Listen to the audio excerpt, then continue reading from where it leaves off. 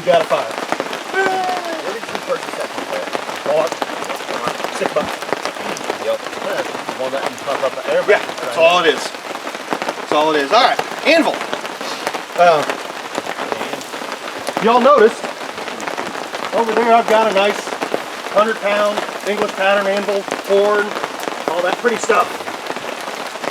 You usually don't carry those around with you. But what you can find is a rock. And what you ideally want is a rock with a flat-ish surface. So, in this case, my flat surface is right there, which is decidedly inconvenient for my purposes because I don't forge sideways.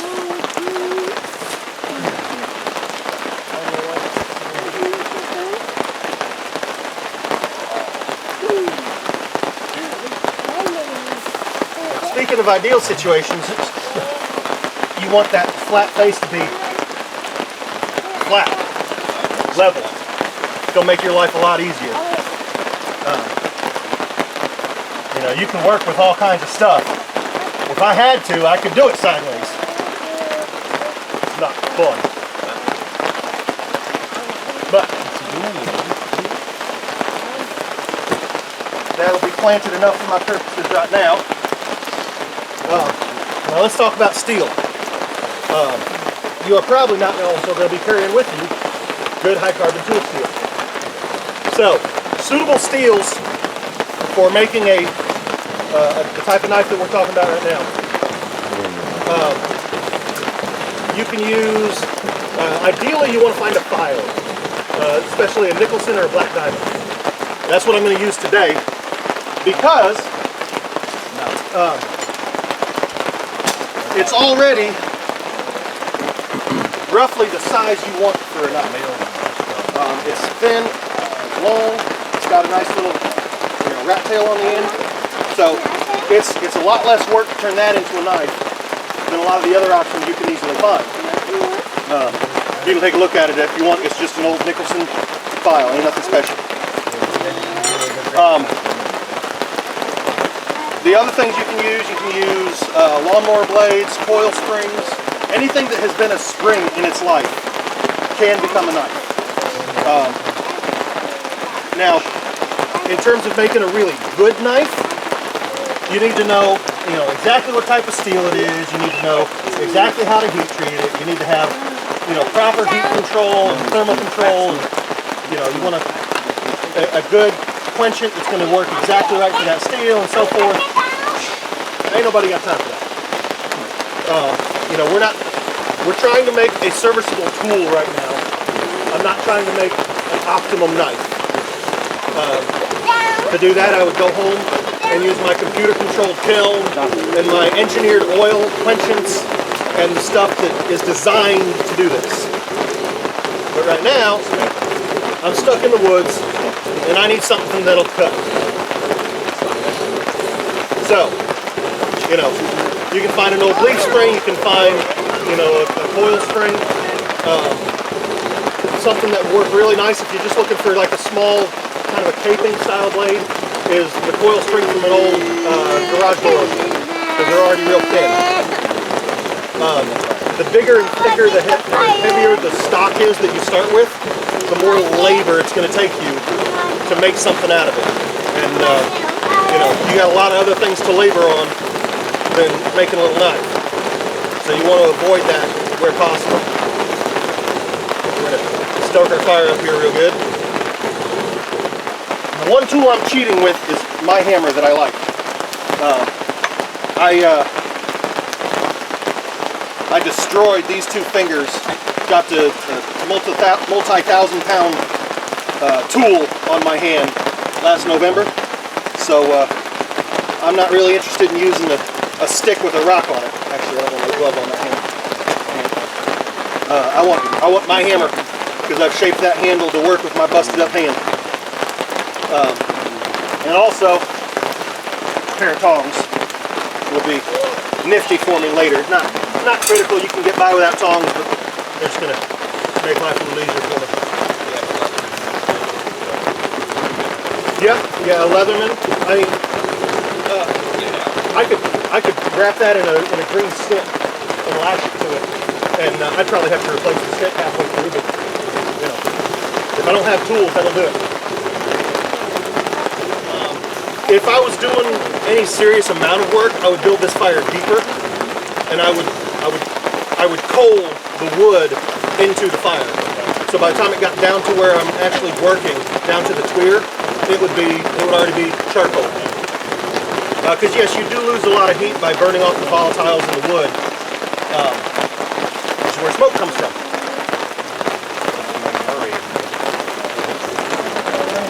Don't cover up the inside though. Sorry if you're in a hurry.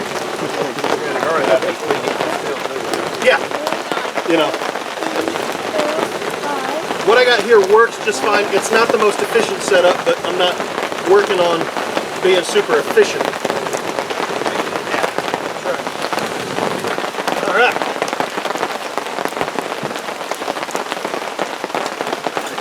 The first thing I'm going to do is come over here to the edge of my anvil looking thing. I'm going to start a tip. Oh, this is going to be fun. It's all right. I'm going to destroy this rock. I don't care.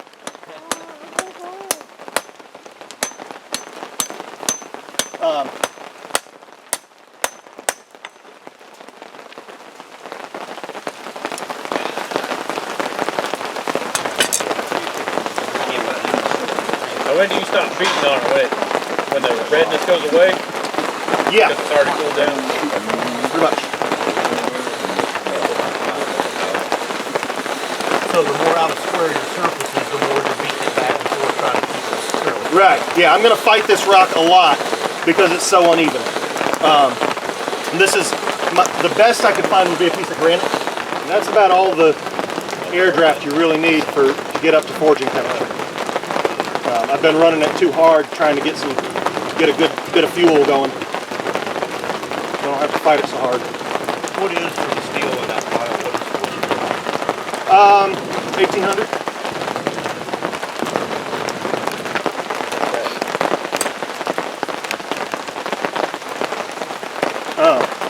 This is a Nicholson, so it should be probably 1095 steel, which is, you know, it's a good high carbon tool steel.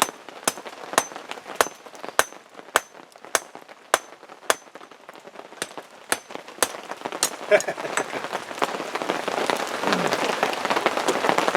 think we could have found a better rock. So I'm going to work on drawing down an edge.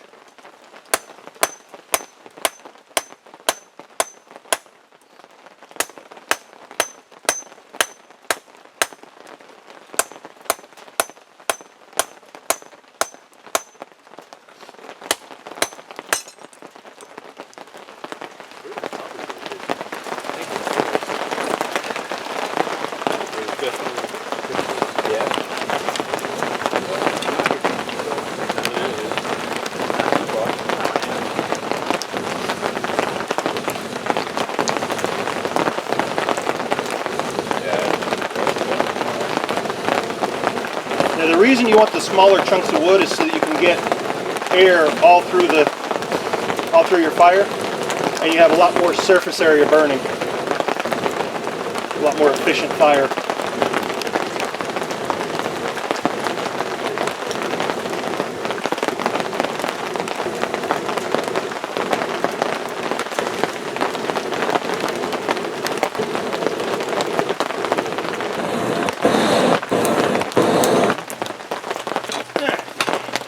Got some good heat there.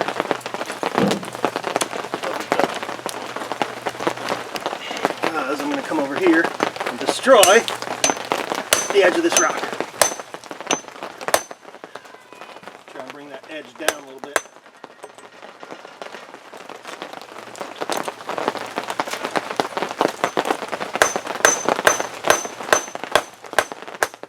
Carbides really like to find other carbides and get together. And they create grain growth. Well, the hotter it is, the larger that grain growth will become. Grain growth is really bad for a knife because it makes a terrible edge. Your edge will chip out, it will fail, it'll be way too brittle. It's just really a not good knife. So when you get it too hot, what you're doing is you're drastically increasing the grain size of your steel, and you're destroying its ability to be a knife. Now, you can undo that damage with proper heat control and thermal cycling, but it's not easy or convenient. It would be very difficult to do with equipment like this, because you have to hit pretty exact temperatures and you have to hold them for a while, which is what's really difficult to do in this type of situation. You sew up the neck opening and you sew up the body cavity, so you've got the legs, and you need to skin it with the legs intact. And you're going to use the legs as valves, basically. And then it's kind of difficult to explain. I'd have to draw a schematic, but you tie it up so that you set it up so you've got green wood inside as a spring to force it to open, and then you set it into you take a sapling, you bend it over, and you're going to use that as your pump. And then you got a couple of either hollowed out wood or some bamboo or something that you stick into the legs and your resin pipe, so you've got valves. You can make an air source pretty easily that's actually very because basically you let the whole skin fill up with air, and then because the sapling you bent over has a rock on it, and it's set to just kind of slowly deflate it. So you bring it up and you get the whole thing inflate, and then you let it go, and it'll just slowly, like a bagpipe, just slowly exits the air. And you have to reset it every minute or two. But usually you'd have an apprentice, lifting the counterweight while you're hammering on your piece, so that there's always air draft while you've got steel in it. But that's a knife-shapy looking thing. And because it's a file, I can cheat. Mighty annoying.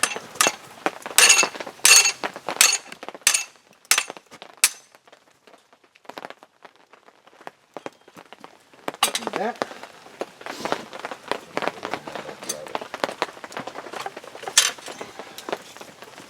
All right.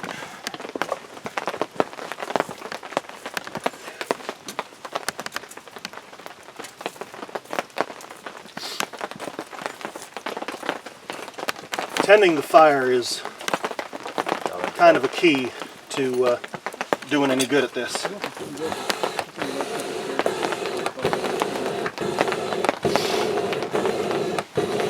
Because by the end of this, I need to have a bed of coal that I can heat treat it, which is about where I'm at right now. The problem is I've got a little bit of filing to do before I'm ready to harden this. I'm convinced that this is how the Nesmith actually came to be, from somebody who didn't actually forge in a proper point. Because that's about how you end up with a Nesmith. Yeah, look at that. Good looking, huh?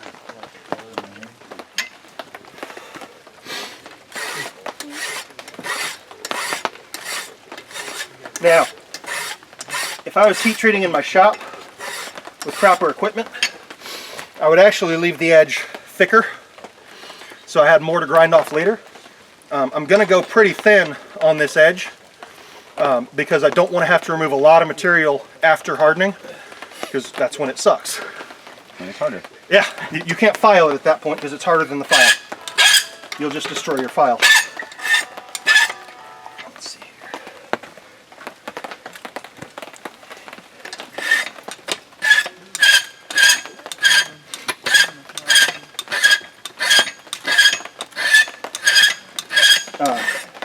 But at home I've got nice multi-$1,000 grinders and nice expensive ceramic belts, and man, I can rip off some steel with my grinder. Oh, I bet. takes a little more effort with a file. Like a deer. Yeah, Cleaned it Wes. with this new knife we made. Hey, see, he's hiding back here out of the way. I brought me. I brought me. Rob, where's the bacon? And all I'm doing right here is just breaking off the corners of that file.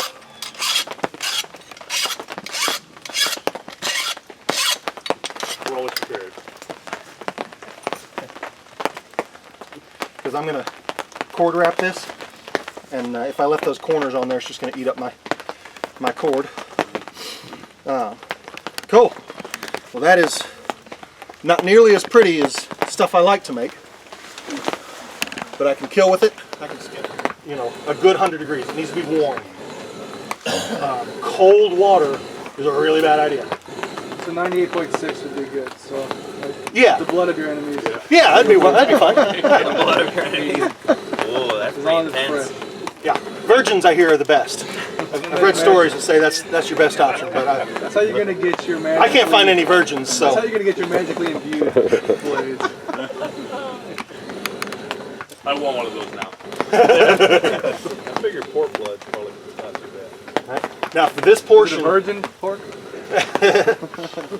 I want to be kind of gentle in my heat, because if I get it too hot, I gotta stop, let it cool down, start over. If I had a magnet here, that would be a good way to check my heat. All carbon steel will demagnetize at the Curie temperature, which is 1440 degrees, always, every time, doesn't matter what type of steel it is. Huh? Kind of DOG thing. Well, yeah, but we're assuming we don't have a magnet. Oh, okay. But for a steel like this, you're pretty much always just a little bit past non-magnetic.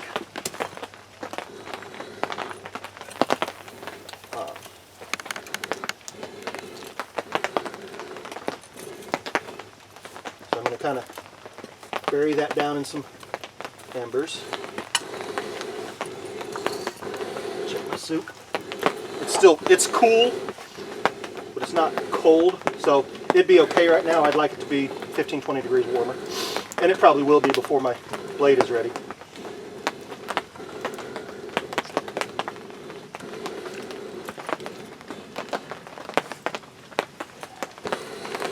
Try and get this blade oriented so it's getting the most efficient heat.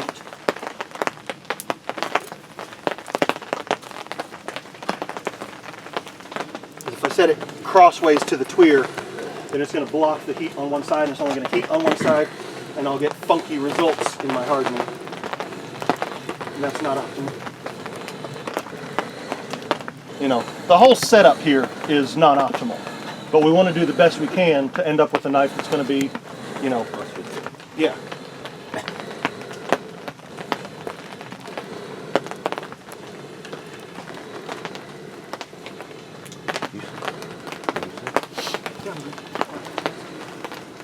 So what I'm trying to do, and you want to do it, this is actually good weather for this right now, because you want it, you know, you either want to do it at dusk or you want to do it when it's really overcast. Bright sun will screw with you in terms of heat, because I want to let it get up to a little past the dull red is the temperature I'm looking for in terms of color. Like I said, if I had a magnet, that's a much more scientific gauge of temperature, because it's, you know, if that steel is non-magnetic, it's 1440 degrees or more. And if with this steel, just a little bit or more, and you're good to go.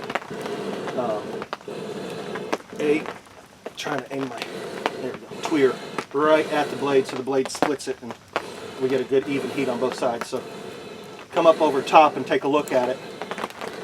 So, assuming you didn't have a stone and you want to put an edge on it, could you theoretically just run it down the rock for a while? Or? Yeah, not that rock. Not that rock. We messed that rock up. Yeah. We need a new one. Smooth river rock type thing? Yeah. Can be fine creekside? Yep. Everybody knows us. I literally discount. I'd give Sherpa a discount on the store.